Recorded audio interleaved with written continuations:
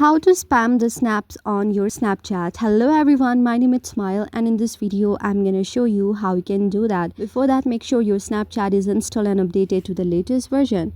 After that, simply open your Snapchat, and now when you open it, you can simply just open the profile section on the top left side. After you open the profile section on the top left side, what you can simply do is you can see that your snap score is very low. Now to change it, what you can do is go a little bit down, and after you go a little bit down, you should see the send multiple snaps here. Create a new countdown, invite friends or use privately, it shows. So you can simply go to the camera section and then choose multiple snaps on there, and after you create it, just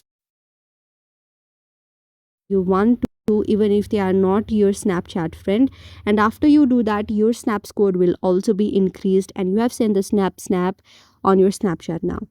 So that's how you can do it. I hope you like the video. If you like the video, then please do hit the thumbs up and subscribe button, and also comment on the comment section below. Thank you for watching.